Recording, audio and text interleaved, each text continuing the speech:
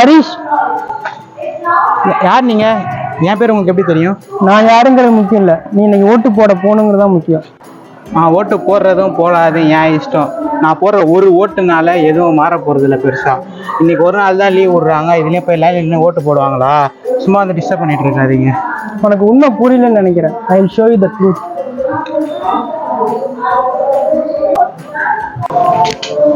எங்க என்ன எங்க கூப்பிட்டு வந்தீங்க? கொஞ்சம் அங்கே பாரு, அந்த ஃப்ளெக்ஸை பாரு. சுப்பையா எம்எல்ஏ, அவர் வந்து ஒரு ஓட்டு வித்தியாசத்தில் ஜெயிச்சாரு. அது நீ போட வேண்டிய ஓட்டு நீ போடாததுனால அது அவங்க ஆளுங்க கள்ள ஓட்டா போட்டு அவரை ஜெயிக்க வச்சுட்டாங்க. இதுல என்ன இருக்கு? அவர் தேர்தல் நின்னாரு, அவர் ஜெயிச்சாரு.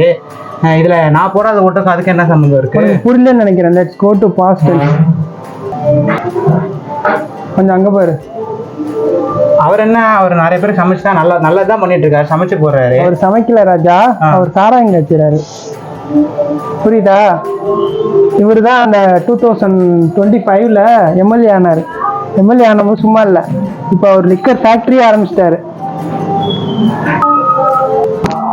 இப்போ புரியுதா உன்னோட ஒரு ஓட்டோட வேல்யூ என்னன்னு?